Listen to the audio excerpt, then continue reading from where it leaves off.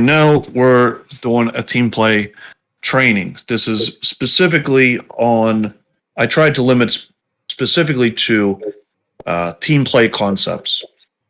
So a lot of this is we see when we're doing our team play, we see a lot of habits picked up from playing randoms, not necessarily bad habits for randoms, but they become bad habits when you play as a team. So we're going to try to use this presentation and these drills to give everybody a good idea of how to shake that out of the system.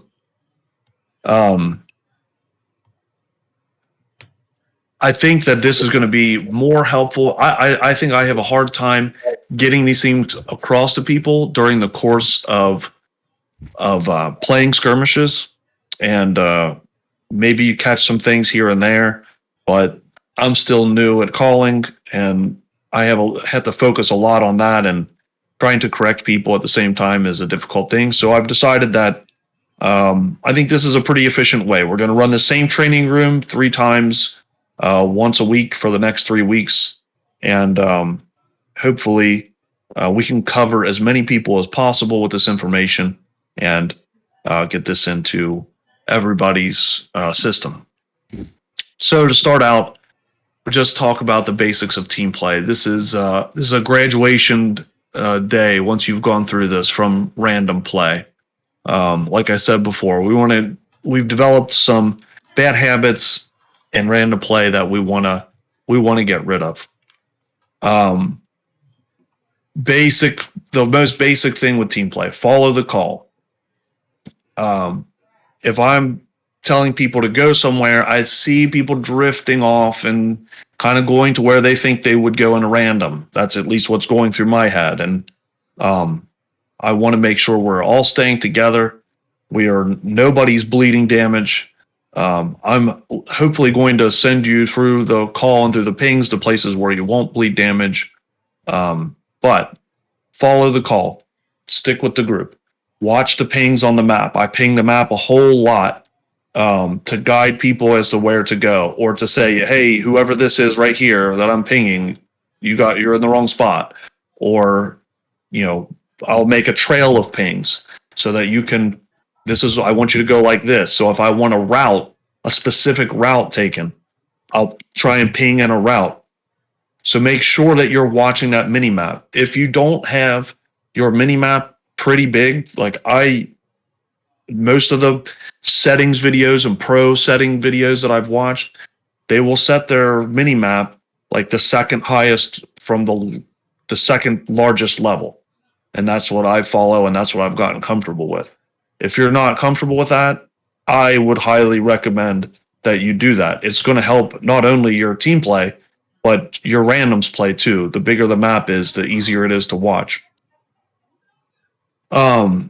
Some other basics of team play: don't bleed hit points. What I mean by this is, especially at the beginning of the game, I would say, okay, heavy tanks go to this spot. I don't want 7 heavy tanks going to that spot and all peeking around the corner at the same time, because that's 7 people that could potentially lose damage. What we have to do in team play, in general, what I'm trying to do is find where they're at, find where they're weak, and then push or flex to push their weak point.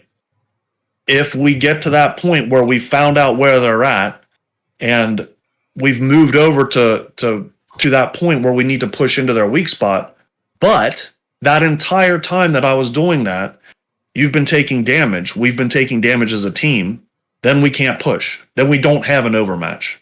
We're constantly looking for an overmatch. I want to bring 7 tanks to take on 5 tanks, but I can't bring 7 tanks that are half hit points into 5 tanks. We won't win that battle. So when I say overmatch, that's what I mean, where we're putting more tanks into an area than they have, and we want to win that battle. So don't bleed hit points. Just the basic thing is, let one tank do the peeking.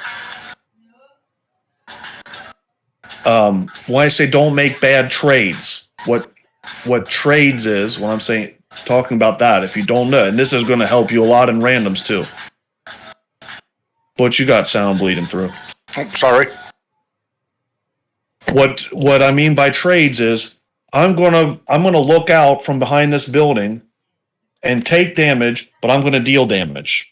Okay, that's a trade. If I peek out from around this building and take damage and don't deal it back, that was not a good trade. And that is a good way to bleed hit points. So don't bleed, make good trades. If you know that there's an E3 sitting out there, but you don't exactly know where he is, don't peek, because you're going to take 700 plus damage and possibly return nothing for that. So some vocabulary here: push, pressure, poke, overpoke. Poke means we're just going to have one person. Like I said, let's say we send 7 heavy tanks to a spot, and I said, let's poke this side. One person can side scrape out or can use their turret on a ridge to just get it up enough to see. You don't even want to, when you poke, especially if you're poking just for spots, you don't want to be trying to get a shot off. You want to just poke enough so that you can spot the enemy tanks. At the beginning of the battle, that's all we're looking to do. You guys who are just joining in, I'm streaming a slideshow. We're going to go through a lecture and then do some drills afterwards. Okay, so pressure. Pressure is more like what you do in a random battle, where everybody's kind of sitting back, they're taking a defensive position or they're taking a position with cover, and you're just peeking out to get a shot and then peeking back. Through the course of this, we're going to kind of change that definition. The mentality of that is the same thing, where you're not really going into them, but you're just peeking out enough to put pressure on them. And through the course of this lecture, we'll go over what that looks like as a team. And then push is when we're going all in. Everybody, we've identified that they have 5 tanks here. We've lined up our 7 or 8, and we're going to go all in and basically swarm that area. That's what the push is. No one stays back. Everyone goes in. Another basic of team play is that it's our hit point pool versus their hit point pool. And we have to get, when we're making a push, I want to get all of our hit points available to them in that area. If somebody sits back, and we'll go through all this, but this is just a basic example. If somebody sits back, you're saving all your hit points, your team is losing it, and you can't get your tank in front of them to protect your team. Your hit points aren't even available for the enemy to hit, and we want to try to spread it. Spread our hit points out as much as possible. We want to take damage and share damage as a team. And then, find the overmatch. I already said that. So does anybody have any questions as to any of the vocabulary or terms on this slide? Well, I do. I've noticed in skirmishes, you'll say we need a tank to poke. And in my mind, I'm waiting to see who you want to do that. So it would be helpful if you name who you want to do the poke. Yeah, either that or somebody just says, I'll do it. That's probably easier to do. Okay. And then I didn't say overpoke. Overpoke is when you, like, there's a tank that's low hit points, and we can go out just enough to finish it off and then get back. That's what overpoke is. Something else about choosing who to poke. If your hit points are low, you are definitely not the person to poke. So whoever has the most hit points, if somebody's full health, that's the person who will do the poke. Yes. Good point. Okay. moving on, focus fire. Why do we focus fire? We want to get their guns off the field. We want to reduce the number of their guns on the field as quickly as possible. Our priorities in this are the low hit point tanks go first, the easy to kill tanks. Say you're fighting a group of heavies and there's an STB in there. We want to focus the STB, or a leopard or something like that. And then dangerous tanks, let's say an autoloader or something with high alpha damage. Those are the top priorities, kind of in that order. If you can't shoot the target that's being called, okay, and then how we will call the targets. Everybody should have on the enemy team, you should be viewing hit points remaining. It can be hit points remaining or hit points / total, whichever one, but hit points remaining, not percentages. Percentages are too easily confused.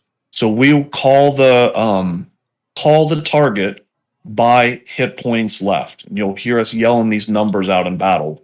If somebody's yelling a number, they're yelling the hit points of the vehicle. That's who we want to knock out first. The faster you get guns down, the more that your tanks are going to live.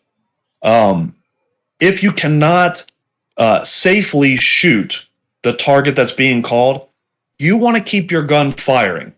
That's if you just shoot the closest available target. And ideally, you want to be using this priority list here to be able to pick. You know, if we're in an engagement with a lot of tanks, use this priority list. Try to get the number one tank, whatever we're calling, that's the number one tank. But if you can't shoot it, and there's another medium tank or an autoloader available, just shoot that one. Just keep that gun moving. But if you can, get that target that's being called. Effective communication on this is call by hit point total. So we'll just call 1121. When he goes down with 700, get to 700. That's the most effective way. That's how we're going to call this. If you have a 90%, you are sure that you're going to kill that tank on your next shot. Say, I got the kill. We don't want 4 tanks looking at one guy holding down their left click and they all go off within a second of each other and we waste 3 shots. So if you have the kill shot and you are 90% sure that you're going to pen that shot, call, I got the kill shot. Okay, so we're saying 1121. Okay, 700, 435. I got the kill shot. Everybody else will move on to the next target. And the way you pick your next target is by that priority. Some mods that are helpful, Aslan's mod, and there's a target markers mod, which I will give these to you if you want them. We can use the target markers. I prefer to just do it by hit point total, but if you have time, I bind my targeting, I think it's T by default. I bind it to the side of my mouse. So if I'm shooting a focus fire target, I can click that button real quick and put the marker on them. If you're using Aslan's or this target markers, it puts a big bouncing arrow on top of them. The default in game is red, and it's small little circle, and the opponents are red. So these mods, if you're using them, will put like a big yellow or orange arrow pointing down at the target.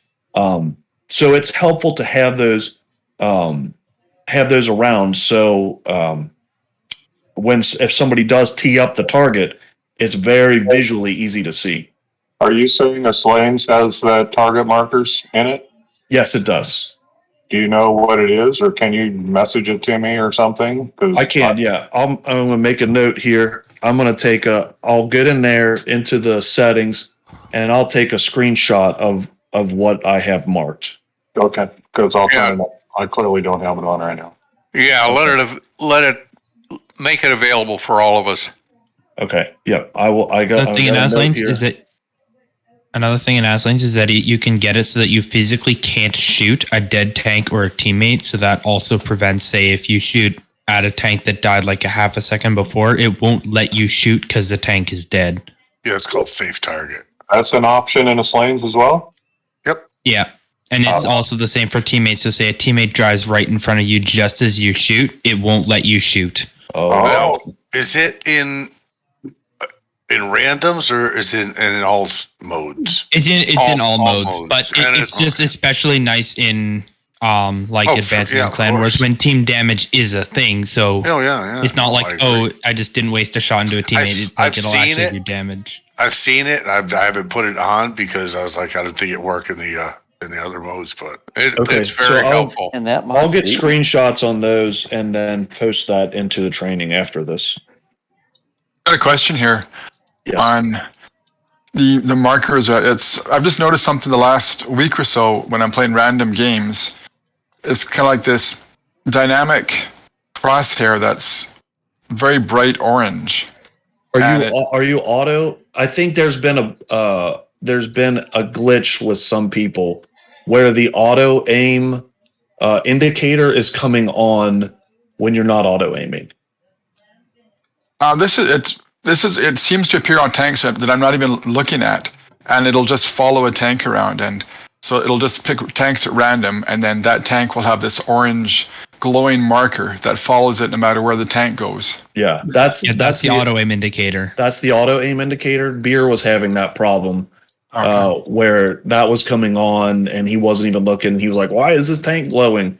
But I can't remember who said it, but somebody said that's a glitch that's been going on with this recent update. Okay. So hopefully that was me. Okay. Yeah, it'll just randomly happen. Like it happens like for me like once every like 5 or 10 battles where I'll just pick a random tank and just follow it around for the entire game. Yep. Okay. Okay. So then the last point you here, guys are certainly safe target mode is a legal mod. if it's in Slanes, then it is, No, right? wait. If it's illegal, It's legal because it's on. It's if you go to the Wargaming website and look under community, then under Mod Hub, it's listed as Aslan's. Yeah, and I've been using it for years. Yeah, it's legal. It's totally legal. Yeah, anything off WG mods is legal. That's their official. Yeah. Okay, so the last point here, beware of overusing sniper mode in close quarters. It will lead you to not seeing the low health tanks. If you're zoomed in, I'm not saying don't zoom in, but what I recommend doing and getting used to is scrolling out or zooming out in between every shot. So every time you're reloading, scroll out, look around. What that's going to do is going to make you aware, and we'll probably go over this more in the pushing segment and the brawling segment, but it's going to make you aware of where the weakest low health, the priority target is at, because it might not be the one that you're zoomed in on. It's going to make you aware of your health. It's going to make you aware of your allies' health. Because, and again, we'll go over this in our brawling segment, but when your allies are low on hit points, we want you to drive in front of them to block damage. When we play against a good team and that really smokes us, you'll see that they have all taken a lot of damage. You know, there'll be several one-shots, and it's not always necessarily that we have bad focus fire. It's that they do a great job of covering for each other, and this is what they're doing. They're zooming out in between shots. They're looking at their team while they're reloading, and they're seeing where they can move to be more helpful to cover their team. So beware of overusing the sniper mode in close quarters. Actually, one thing that Sonny, I don't know if you all know Sonny, he's in the clan, and he's probably our most experienced with clan wars and team play. He said that in the past, his teams have always stressed being able to brawl without zooming in at all. and getting good at doing that. So I'm not saying that necessarily right now, but I'm saying zoom out in between your reloads. Get used to brawling without and seeing the battlefield while you're brawling and not sniping. Okay, so the next thing I want to cover is formations.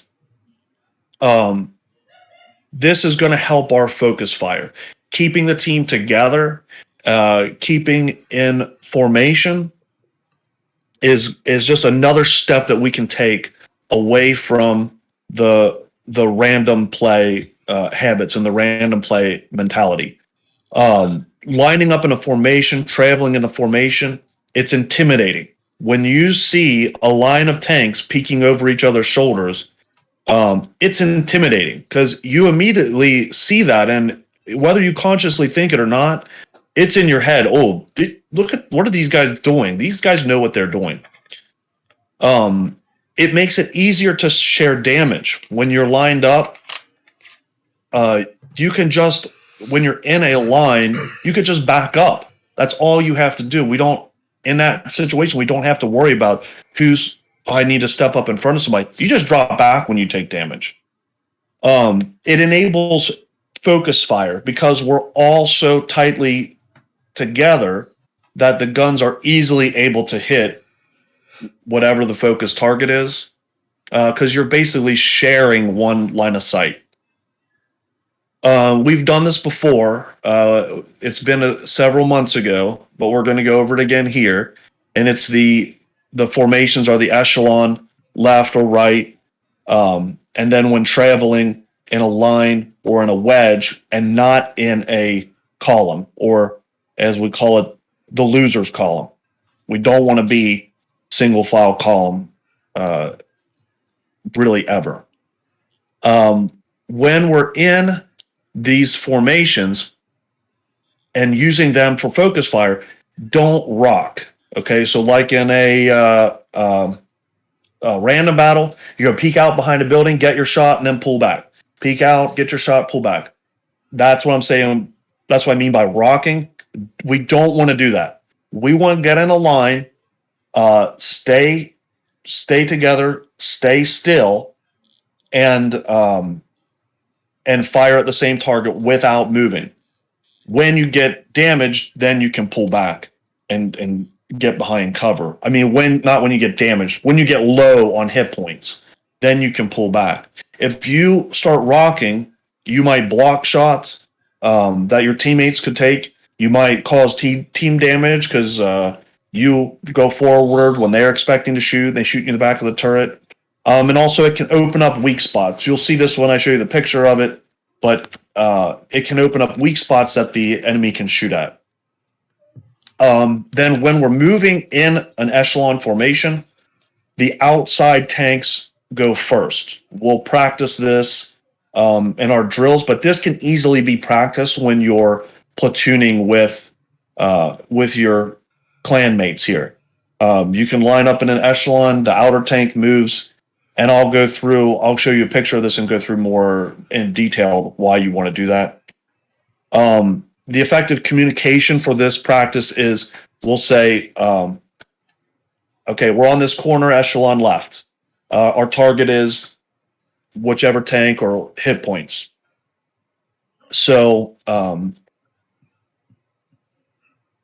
yeah, okay, so I said on here, echelon left on red. So red is me. That's the first tank in line. So we'll say echelon left on whoever's going to be that first tank in line. Ideally, whoever has the highest hit points at that time, or we can, just call it out. And then they'll call the target.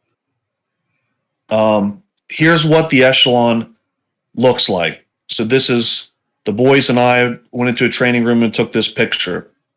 So you can see how that front tank it's angled. Okay.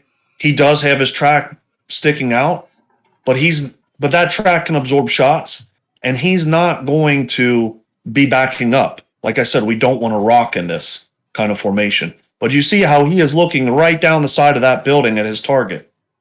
And then I am looking just past his turret, and the following tank just passed my turret.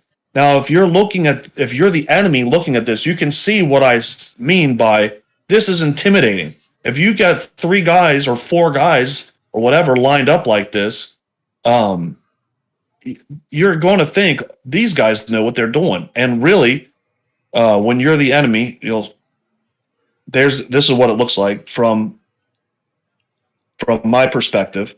Looking, all I can see, like his turret is half of my screen. I'm looking just past there. So you can see why we don't want to rock. So imagine that window where my reticle is the target. We're all pointing, all 3 of us are pointing at that window. And Nolan's the colorful front tank here. He's covering me up. I think that's Nolan. That might be Gordon. That's Gordon. Gordon's the front tank here. He's covering me up. So look, if you're that window, or you're a tank at that spot at that window looking down here, you can only really get shots on this front tank. Now, this front tank may die. And really that's fine, because if we're doing this, we're going to be firing, very efficiently. And if he dies, we got more hard cover. So we're not necessarily worried about that. Now, if he gets low on hit points, he can pull back, then he moves to the end of the line, and he's super protected at the end of the line there. Okay, does anybody have any questions about this formation? So you can go left or right off the side of a building, just like we got here, or the side of the hill, or whatever. Does anybody have any questions about this formation? Yeah, making a mention that if we're going to do the echelon at that time. Right. That's what I said during the effective communication. It'll be echelon left on whichever player is going to be front. Target this tank. Okay, that'll be the call. And we want to use, like I said, practice this in platoons. That's the easiest way to practice this thing. The boys and I do this sometimes when I can get them to hold still and listen to me long enough, and it's very effective. This is what it should look like from your perspective when you're lining up like this. You should be, the first tank looks and says set, and then the next tank pulls up just enough to get past his turret. Then the third and fourth and so on. If we can put this into practice, you see how it makes the focus firing so easy, because you're essentially using the same exact line of sight.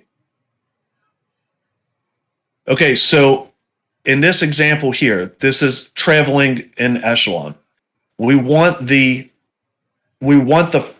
this situation, we're going the other way. Okay, so the tank with no camo on the right would be the first tank in the echelon on the building. The last tank in line is going to pull out first, then the next, then the next. When the tank in front of you, when the tank behind you is about half a length in front of you, then you go. Why we do this is because if the whitish tank here, if it gets shot in the track and is stopped, then the colorful tank behind him is not going to run into that player, and we can keep moving. If that front tank gets shot and tracked, he's not just dead meat, because the second tank, the next tank in line, is automatically going to cover him up. That's if the first tank in line in the echelon, so we'll go back here. In this example, if the colorful tank pulls out first and gets tracked, he's done. He's done for. Do you guys see that? But if the white tank pulls out and gets hit, then the next tank out automatically covers him up. So this is how, when we want to stack up for a push, this is how we want to stack up, and we want to see them rolling out back to front. This is another way to travel in a straight line, and this is fine too. The important thing is that in moving in these formations, or moving at all, that you're not in a single file column. That's the worst thing that we can do, because somebody gets tracked and then you run into the back of them, You have to maneuver to get around them. The next guy's got to maneuver. We want to be able to spread out and move in a spaced out line. It also makes it easier for getting around artillery. Okay.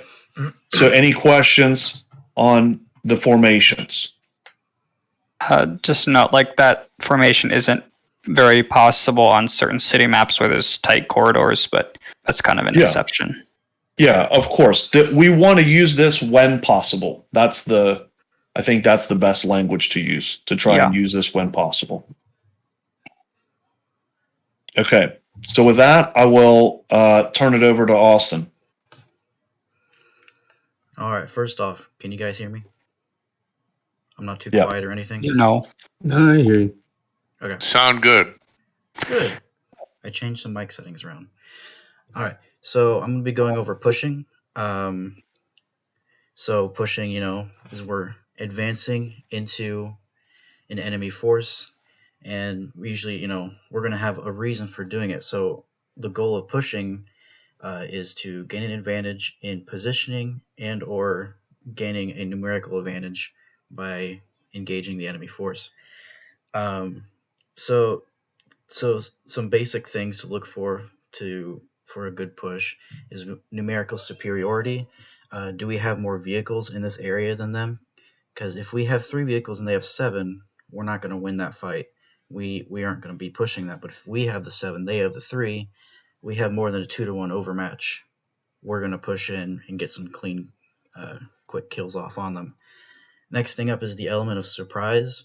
Now, we can't always get a good element of surprise off because a lot of times we'll be set up in a position and they're going to spot some of us and kind of gain an idea of where we are. But there are certain strategies and certain setups where we do have a flex force that is hiding somewhere. And that's the element of surprise. Because if they don't know when or where we're coming, they cannot plan for it. So if we're hiding and the caller says, stay hidden. There's no peeking. There's no pushing. There's no poking, any of that. You're going to stay hidden and you're going to wait for the caller to say, okay, now go. Next up is we need to cause as much chaos and confusion to the enemy as possible. This kind of goes along with the element of surprise, where if they aren't prepared for us, then they're going to struggle to mount, an adequate defense against our push. So they can't mount a good defense. They're kind of panicking a little bit, and then they're going to be making mistakes. Meanwhile, we know exactly what we're doing. We're focus firing. We're taking out the low health targets. We're going to be taking them out a lot faster than they are. Finally, quick kills with focus fire. That's pretty given. Kill the low HP tanks.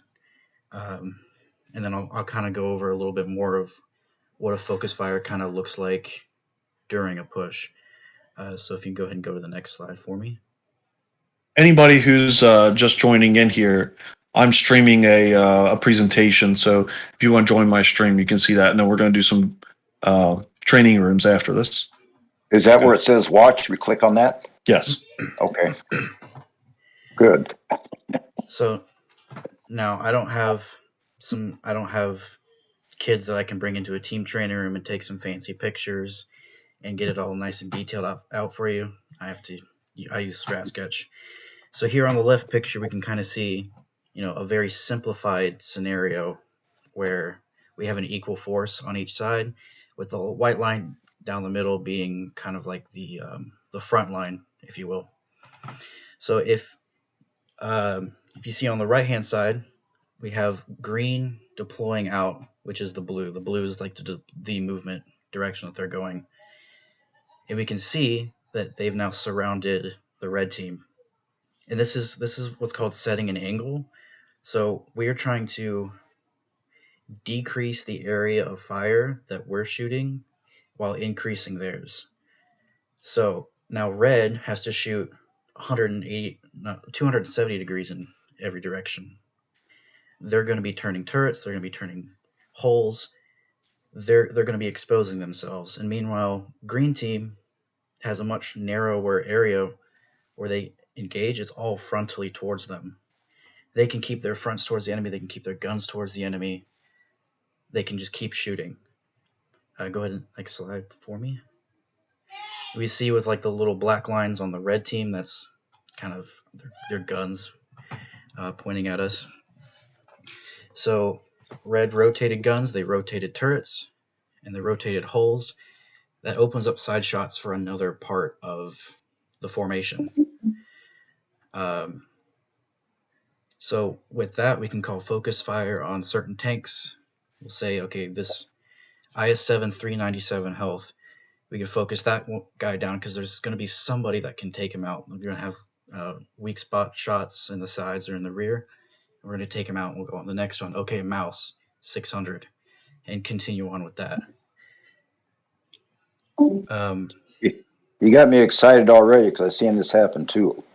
The teams that I'm on all the time, they got us surrounded, and that's terrible. Yeah. So we need to, setting an angle is, surrounding them, getting them to turn their guns, turning their holes, and we're going to open up weak spots.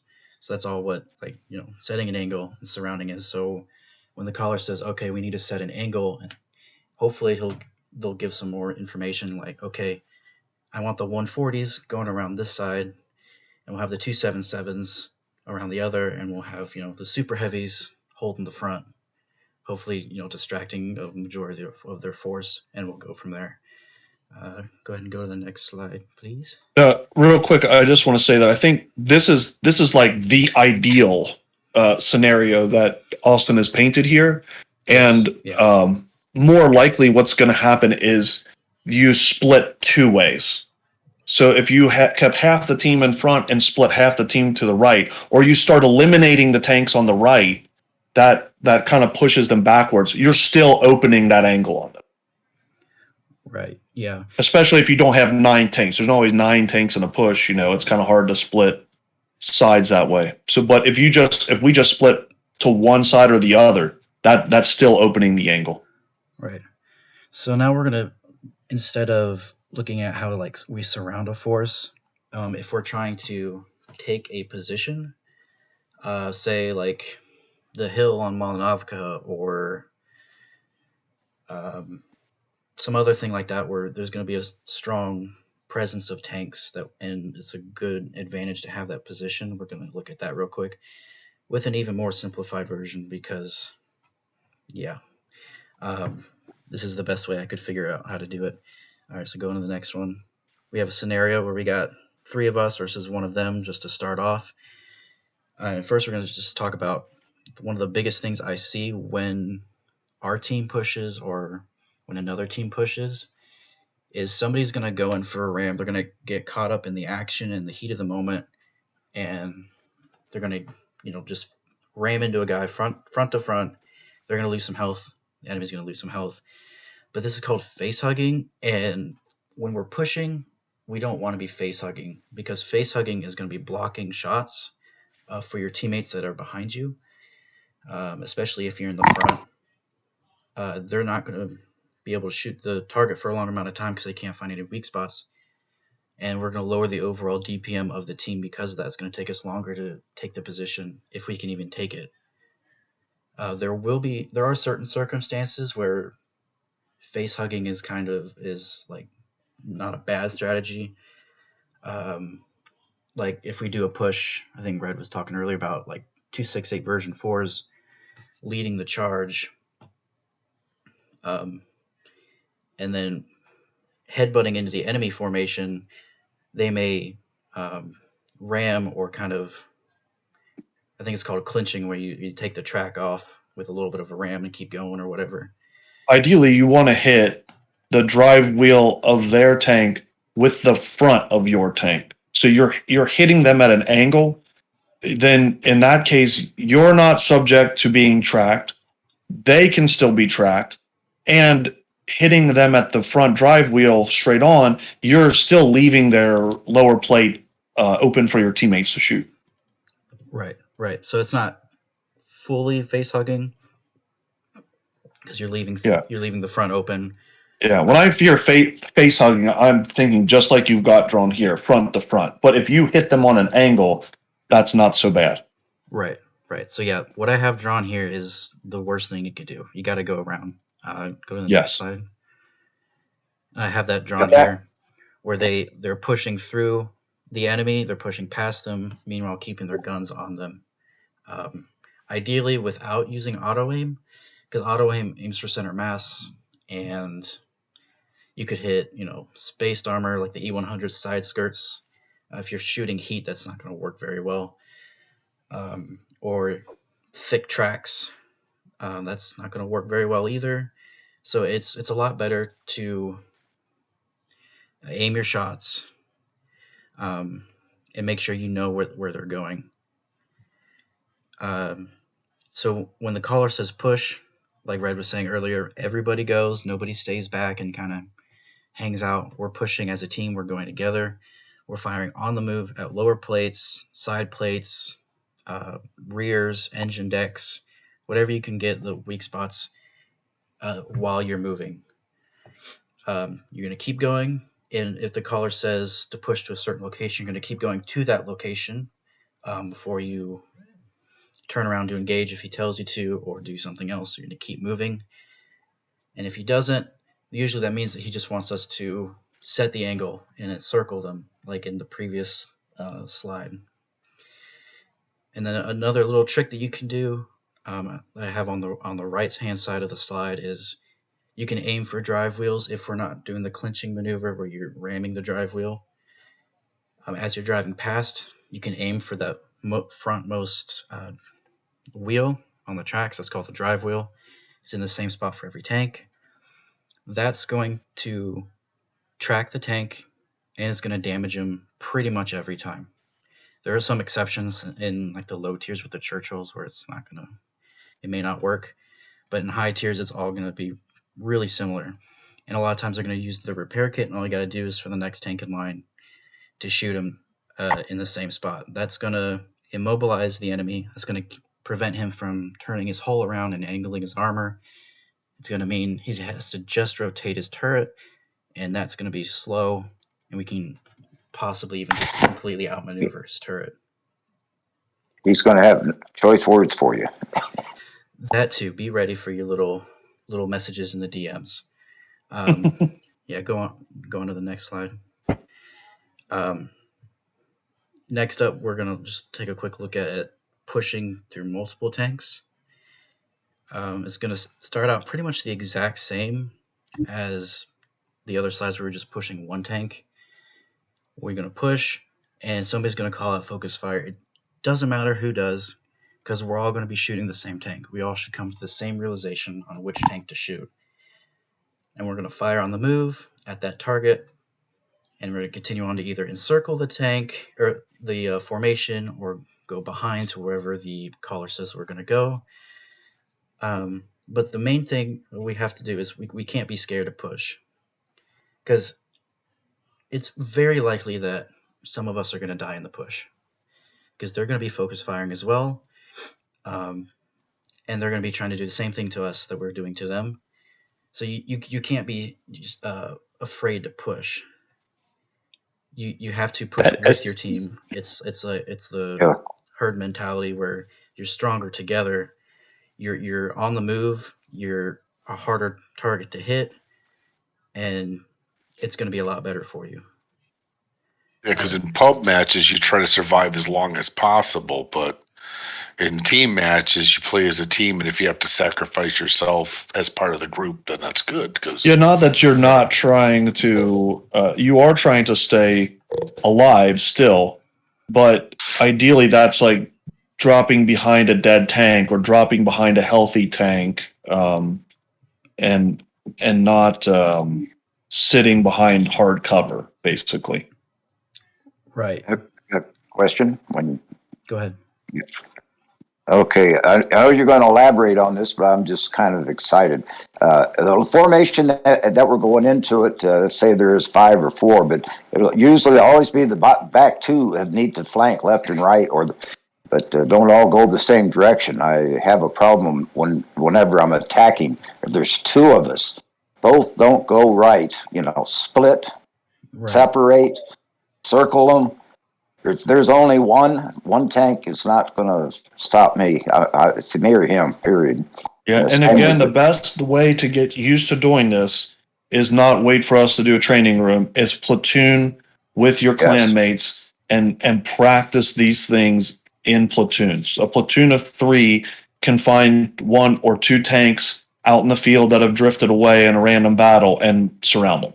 Yes. Oh yeah, and that's a lot of fun. Hey, too. just another suggestion, real being a training room anytime. I'm open if a bunch of people want to go in and just try some different maneuvers or what have you. I'm game. I'm free white and 21, no problem. Bring me in. Yeah, hopefully we'll have some good practice and we'll get some even better practice in some actual matches. Yeah. But yeah, like you were saying, you don't everybody go one direction. I think the next slide has some of that where I have them going different directions. Yeah. And this is going to split guns up. They're not going to be focus firing. If they're panicking, they're going to be looking at separate targets, and their overall ability to take tanks out quickly is going to be greatly diminished while we're keeping our guns on the same target. It's gonna go a lot better for us. So this is kind of like a if our tanks were to push out, we're gonna focus the guy on the right hand side first because he was the lowest health. We take him out pretty easily. We start to encircle, and then one teammate, because he was in sniper mode, he runs into a rock and he's stuck. He's a sitting duck. TD takes a big old chunk out of him, and the other 2 tanks, finish him off. So just remember when we're pushing, you can aim in real quick in sniper mode, take a shot, but you got to back out and be aware of your surroundings. So once we take out the first guy, we're going to call focus fire on the next guy, which would be the tank on the far left, because he's got the next lowest health. And we're just going to focus him, and now we have all these angles on him. He's not going to be able to block everybody's shots, and we're going to take him down. And then after that, it'll be the full health guy, the 900 out of 900, and then we'll finish off with the TD last because he's by himself. He can't do a whole lot by himself. We need to take out the formation, the enemy's formation first. That's their strong point, and then we can pick off stragglers later. And then, One thing I want to add in here too is that when you're making these movements, a lot of times that TD in the back, you can use line of sight to your advantage, where there's a house or a rock or something in the terrain or a dead tank, and you can be moving and shooting with the goal of putting that piece of hard cover or that obstruction between you and that TD in the back, and just take him out of the fight. So and that's another reason why you want to be zooming out while you're reloading so that you can notice things like that. Yeah, so the guy on the bottom left, the friendly on the bottom left, he is completely covered from that TD. He's hiding behind an enemy tank. Even though he's still alive, it's still hard cover. And maybe you can even get the TD to shoot at him, and he'll hit his buddy. It'll make your job even easier. And when you're playing randoms, you can absolutely use your allies for cover from the TD in those battles. Yeah. It totally helps you. Random battles are 14 versus 15 versus 1. One other little thing. I noticed whenever you do the platoon, it's really best that we all try to say that keep the same tank so you can work together. Instead, somebody's got a light, and then somebody's got a heavy, someone's got a TD, and if you're going, we're not you're playing right. together. We're not. If you're working on this kind of stuff in platoons, then you need to when you're joining up, you need to say, hey, I want to work on some of this stuff. Let's play the same tanks, because some people have different priorities. They're working on grinding a specific thing or whatever. So if you're gonna practice this stuff in the platoons, then kind of put that out there. Yeah, if you guys have ever played the game a long time ago, back when the Type 59 was all the rage, you would see platoons just picking out a target and circling that, usually like a heavy tank or a lone medium, and it's called wolf packing, and they just wailed on them. They were tracking them, they would circle them. Guy couldn't get his gun around to anybody, and they were running rings around him, finish him off, run away, find the next guy, repeat. That's The, kind of That was the first premium tank I had, the Type 59. For that reason. the AMX 40, way back when, I was really taken back. I saw a whole bunch of them gang up and push them in the water. I thought that was cute. You want to go to the next one, Austin? yeah. Okay. And then finally for pushing, I just wrote down some basic tips for you. You know, of course, the number one rule is always focus fire. Like Red was saying earlier, use the prioritization list that he made, where you do the lowest health guy, the one shots, the lowest health, and then you work your way down the list from there. Always listen to the caller and their instructions. I've seen a lot of people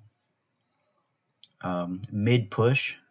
They kind of go off on their own for whatever reason. They try to find some cover that's not part of the fight, and they take their gun out of the fight completely for that period. So just listen to them. If the caller says to, push down the hill on Malinovka, and they may have a couple tanks there, and he says, push through those guys and then get to the church. Don't push through and then, you take a hit from a medium tank hiding in the forest and you bail off the hill, off the side, and crash to your death because you're trying to escape. Listen to the caller, follow their instructions, because they've got a lot going through their mind. They kind of know more of what the enemy is going to do than the rest of us that are focused on just fighting. So just follow them. Push down to that church. You'll be safe from there. You'll be able to side scrape from that church and get shots and everything else. So next up, keep moving so it's harder for the enemy to hit your weak spots. And just try not to drive in front of friendlies. Blocking their shots, that goes back again to the sniper mode. Don't be in sniper mode because you can drive in front of your allies or,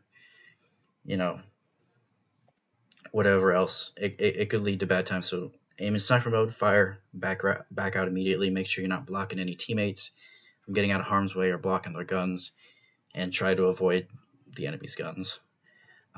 Next up, like the beginning, don't face hug. Don't ram enemies if you're not told specifically to.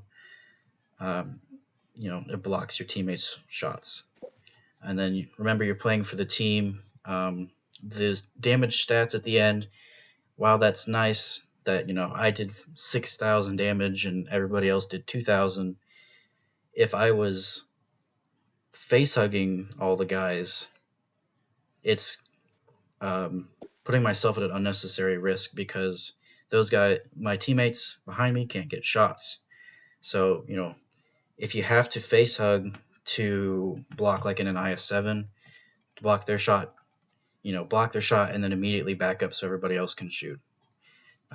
That's like the only time you can face hug, like in a good way, just to block a shot, but you gotta back up immediately, let everybody else get shots into them.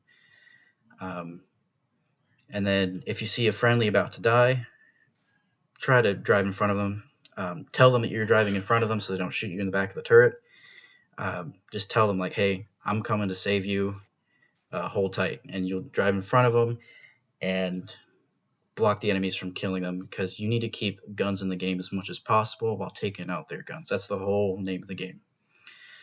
And then lastly, I just want to reiterate, don't, expect to get everything down right away. This takes a lot of time. I'm still learning things. And I created my account in 2013. I've been playing the game a long time. Even when I took a break for a while, I was still watching videos, keeping myself up to date on what was going on with the game. But even then, I'm still learning things all the time. So take it patiently and practice in platoons or in team training rooms, and just work on getting better, not getting perfect. I think Add something when you get done. Yeah, my boss, I like my boss's phrase. He goes, aim for progress, not perfection. Just keep progressing, getting better a little bit at a time. Don't try to improve too much at once, because you're going to get frustrated with yourself. Okay, I'm done. And you know what? Can Can you hear me okay? Yes. Yeah, I would also add another very important rule, which is keep chatter down to a minimum. I mean, very Amen. minimum. And because Yes. if we can't hear the caller and we don't know what's going on, or we're not getting to where we need to go to, so everybody else should just keep it down to one or two, words and just move on. Right. Yeah, on I our think- general training recently, Roland, I think it was Roland made a post on the 7th of January about quality communications and what is good to say and what's not good to say. Yeah, I think I wrote So somewhere take a look at that. in one of the slides earlier about that, but then I went back and had to change some things. I left it out. But yeah, just when we're pushing battle comms, only call focus fire, or let the caller talk without being interrupted by, oh man, I just tracked him, or they got me, my ammo rack's down, I got a 40-second reload. That takes up a lot of unnecessary chatter. Yeah, and everybody's takes away from the caller. doing the same thing. Yeah, Beard, Yeah. you got something else to say? Yeah, please leave this thing up here. I don't know if you got to the part where that when you're on a cap and we're supposed to you've got 3 on, and that was good reading, and that was where hang on a second. That's next. No, put it back to where it was at. This Which one? That one tips for pushing. This is totally opposite when we are capping. We got 3 tanks on. Everybody does opposite of what this does. You get in their face, you ram them, that's coming up next, Beard. Okay, I was going to say, but this one here is opposite when you are when you're capping. Which a lot of these guys they're afraid to do it, but you just got to get in their face and just make the dust fly, stop them. I don't care. You ain't getting in. You ain't getting past me. Hopefully. Okay, But so anyway. with Beard's segue, we're going to talk about capping. I initially wasn't going to do this, but then we had a couple skirmish battles where I think that we did not cap efficiently, and so I want to go through this. I just want to go through the mechanics of capping. I think that sometimes we assume that everybody is on the same page here, and I just want to go through it to get us on the same page.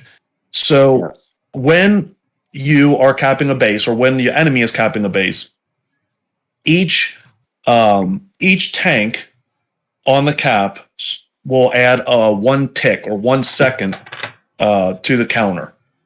1 tank needs 105 seconds, 2 tanks is 55 seconds, 3 tanks is 39 seconds. And each second that they're on, they're adding a tick to that meter. If you get more than 3 tanks onto the cap, it will still only count 3 ticks at a time, but it will split those ticks between all the tanks on the base. When 1 tank gets damaged, then all of the ticks that they have contributed come off the clock. So let's say 3 tanks on the cap is contributing 3 ticks every second, and let's say we had 6 tanks on the cap. It's still going up at the same pace, but each one is contributing a half a tick per second. And when you shoot them, it will take off whatever they've contributed. Again, the maximum is 3 ticks per second, but you can have more tanks, and it is beneficial in situations to have more tanks on the cap. Like I said here, so I got in this thing a few different styles of capping. So we have the fake cap, which is distraction is what we want. We want to stay alive and don't die on cap. You're just there to pull them away from the main fight. And when they show up, you just get the heck out of there. A massive cap is when everybody gets on the cap. You have such a large number that they can't reset everybody. When you have only 3 tanks on cap, they can hit one, hit the other, and you're completely reset. But like I just described there, with the extra tanks taking making the partial ticks on each tank, it's harder to reset everybody. Just note on mass cap. Usually, you ideally want like 3 main people, and then the other people to help block them in. So, if the other team does show up, they don't have shots on them. If that makes sense. Yes, that's huge. you want to. Well, the artillery is going to be a problem for you If they have already. If they still have it, then that's going to be a problem for that, and ideally you don't call for that. But you're only mass capping when it's called for, basically. And then the catch-up cap is when you're down on tanks or down on hit points, and you don't feel like you're going to be able to finish off the battle by killing the other tanks. So we're going to cap to catch up in the battle.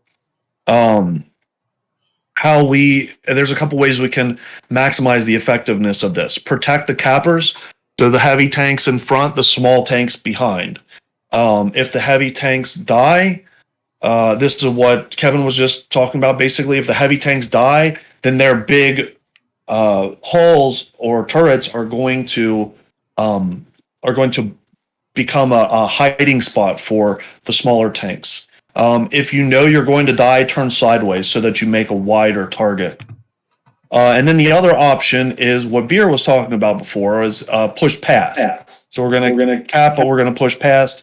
You put a few tanks on, trying to pack in and hide behind each other, and the rest. And this would ideally be the heavy tanks.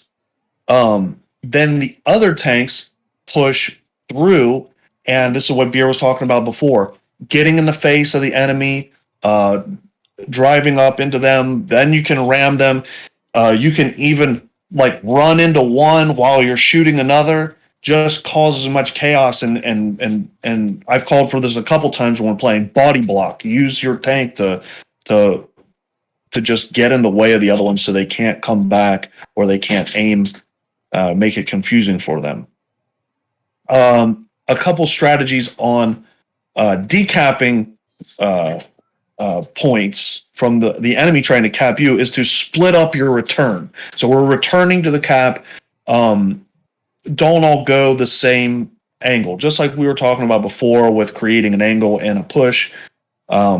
Split up your return so you're spread out, and it's easier to get shots on all the tanks, and rotate targets until they've all been reset. So if there's 3 on cap, we don't all want to be shooting the same target. We want to shoot all targets. If there's 4 on cap, you want to shoot all targets to get that full reset, and then focus fire to take tanks out.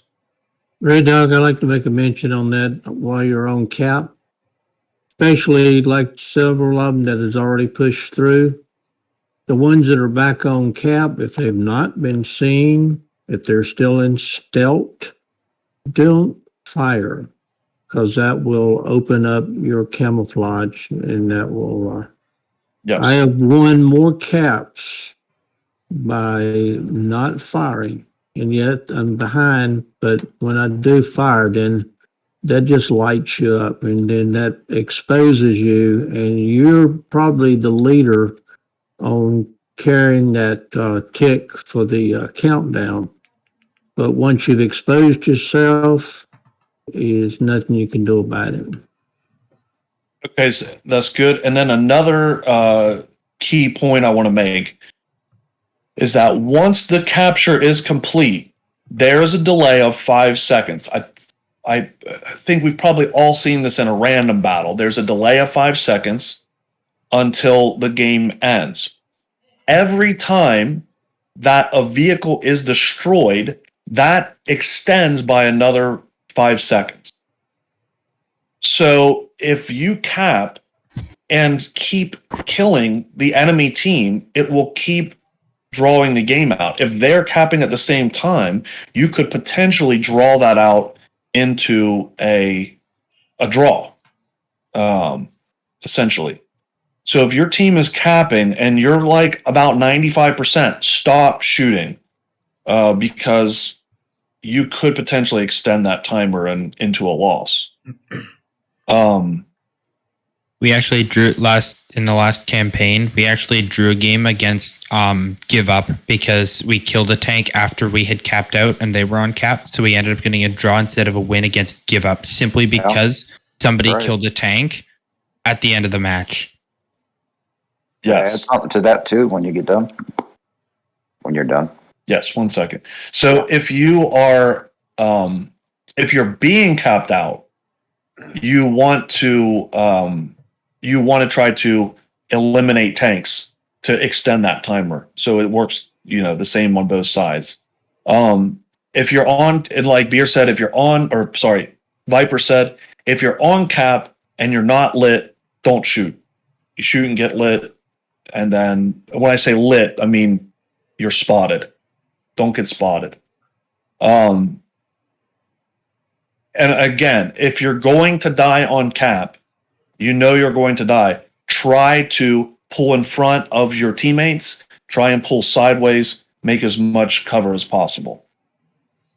Okay, you had something else to say? Yeah. The 5-second thing. Just thought. I was thinking. I'm glad you had all this because I'm enjoying the heck out of it. But the the fight's going on the cap, and it's got down to the word 5 seconds, and you're way in the back, and you have nothing to do. What you can do is kill a tank that's near you to keep the game going. You're in the game. If you have a chance to kill somebody out in the bushes that has nothing to do with that cap, do so. Make it happen. Set up to make it, a thought about it when that happens, because it's just a thought, and it's gone. And that hopefully next time you get a flashback and you can see you can do something instead of doing nothing. You're in the game. That's all part of the team thing. Okay, so does anybody have any questions about the mechanics of capping? Because I know that we have not everybody has not fully understood these mechanics in the past. Does anybody have any questions about these? I don't. I can mention something. If by getting reset on cap, you don't actually have to take damage. Is if they hit your tank and damage any module, even if it's your gun, your tracker, anything, they don't need to destroy it. If they damage it, you will reset the cap. So that's why often if there's like 2 or 3 seconds on cap and someone's coming over a ridgeline, they're just going to load HE. Because then as long as you hit anywhere on their tank, as long as they don't block the HE, you'll get that reset. Because even if you damage their truck without even taking it off, damage their gun, anything, you'll reset that cap.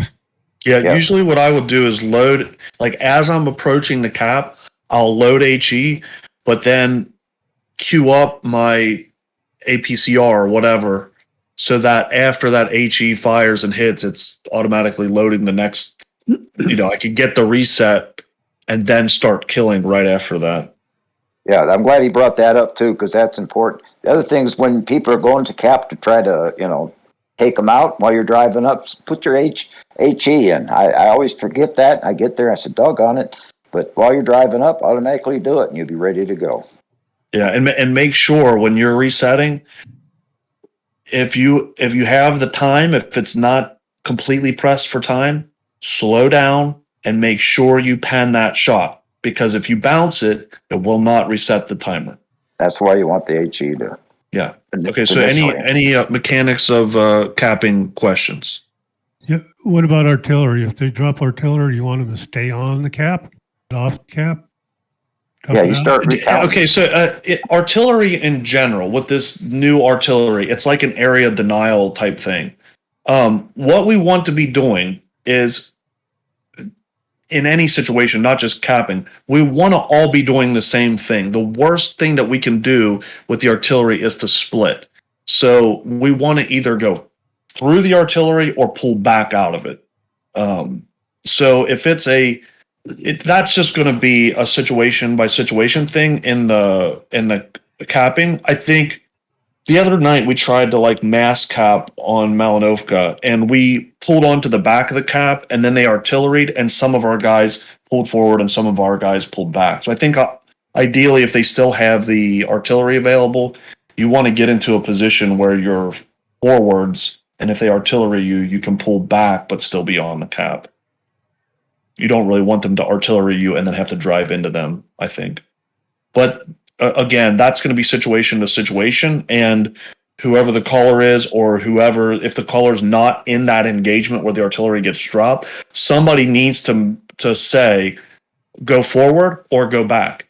And don't be afraid to make the wrong decision there, because going together either way is going to be better than splitting up.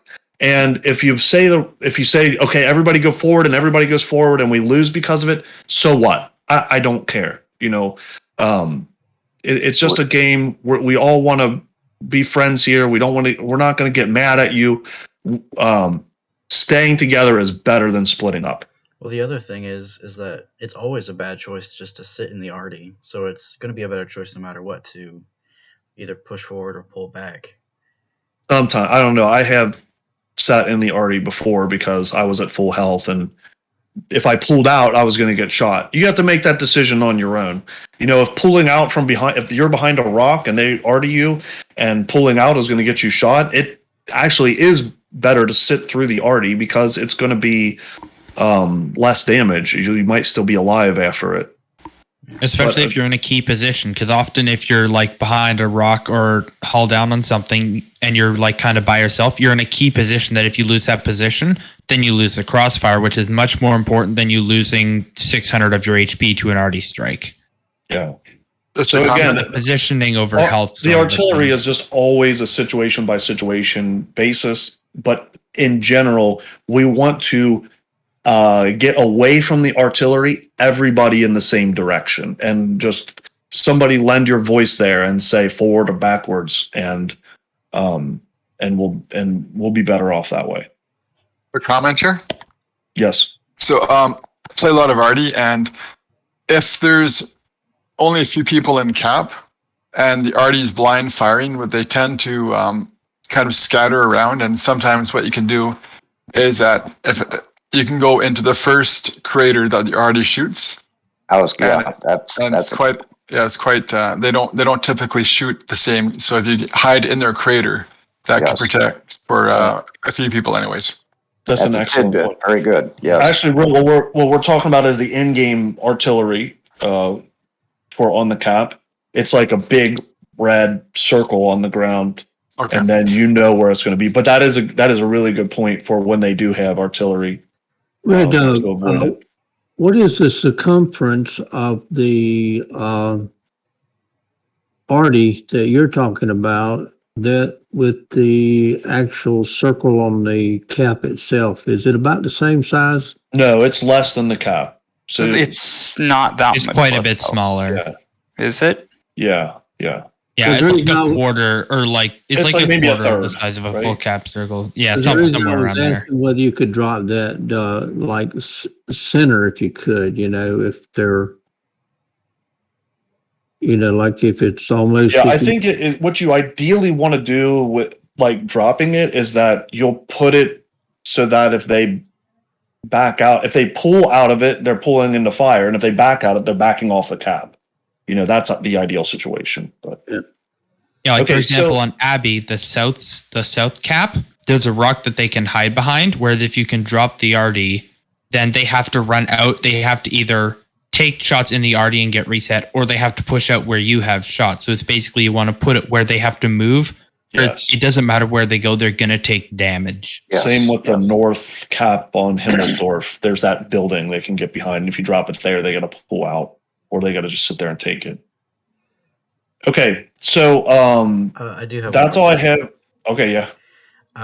This was a long time ago, but I remember calling a match, and we were capping. The enemy was capping, and we had a guy available for reset. It was on our base was South Himmelsdorf, and there's that building there, that church.